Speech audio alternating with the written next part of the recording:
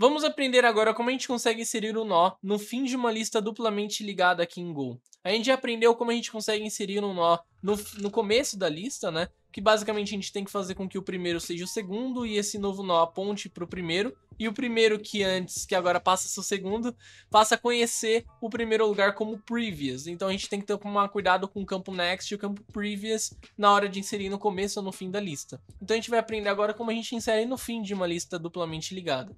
Aqui a gente vai ter o código para poder inserir, ele vai inserir um dado do tipo inteiro, tá? Ele vai criar um novo nó, vai verificar se a lista é vazia, se não for, ela vai fazer com que o último, que é o tail, aponte para o novo nó, e o novo nó, no campo previous, aponte para o anterior, que era o último, tá?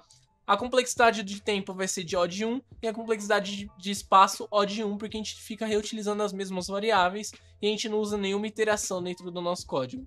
Então, basicamente, aqui a gente vai criar um novo nó, que vai ser de número 6, o length é número 3, porque ele tem 3 itens dentro da lista, tá? Aí ele vai perguntar, a lista é vazia? Não, a lista não é vazia, né? A lista tem 3 nós. Então ele vai para a linha dentro do else, que ele faz com que tail, que é o último item, ponto .next, que por enquanto tá nulo, aponte para o novo nó. Então ele vai fazer isso. Então, ao invés de apontar para nulo, agora ele aponta para o próximo item, para o último item, que agora é o novo nó que a gente está adicionando. E agora na próxima linha a gente faz com que new node, que é esse nó de número 6.previous, que é um campo que por enquanto está null, aponte para o antigo último item, que é o número 5. Então vai surgir essa setinha aqui, onde a gente consegue fazer com que o último aponte para o penúltimo. Então ele sabe quem é o anterior a ele, tá? Saindo daqui do else, a gente vai fazer com que tail receba new node, porque a gente vai ter que substituir, porque o tail não é mais o penúltimo, agora o tail tem que ser o último, que é o de número 6.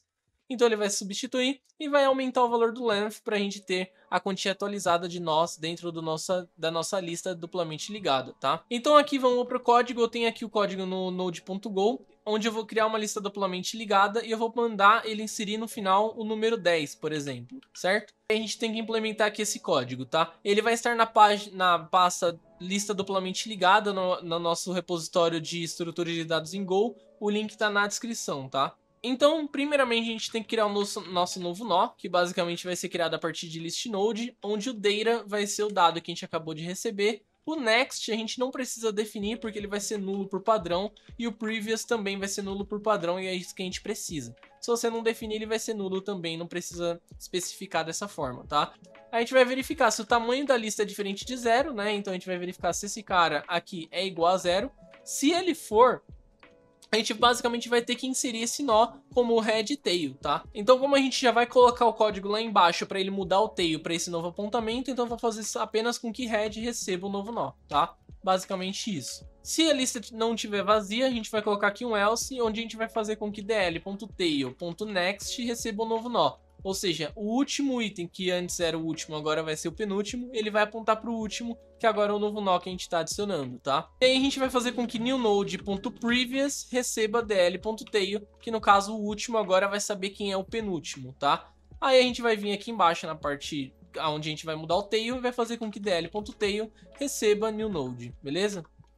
E a gente vai fazer dl.length, aqui nesse caso, para poder aumentar o tamanho da lista, mais, certo? Então é assim que a gente insere o nó no fim de uma lista duplamente ligada. Se a gente vir aqui no main.go e a gente executar agora esse código, então a gente vai criar a lista, inserir um nó no fim dela e printar ela, tá? Então vamos rodar agora. Ele tá lá apontando 10, apontando para nulo. Então se eu colocar mais um nó aqui, basicamente ele vai ter agora, vamos colocar 11, vamos colocar 12 e assim por diante, tá? Então ele deveria ser inserido na ordem, tá? Então 10, 11, 12 e nulo, então tudo certo. Se eu printar ao contrário agora a nossa lista, utilizando backward, então a partir dos campos previous a gente também deveria ser capaz de conseguir printar a nossa lista. Então se a gente printar, ele vai colocar 10, 11, 12, porque eu não troquei ainda, vamos colocar aqui print backward.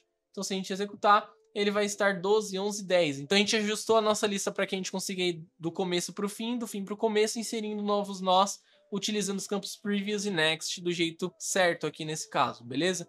Então vejo vocês no próximo vídeo ainda sobre lista duplamente ligada. Então vejo vocês lá. Falou!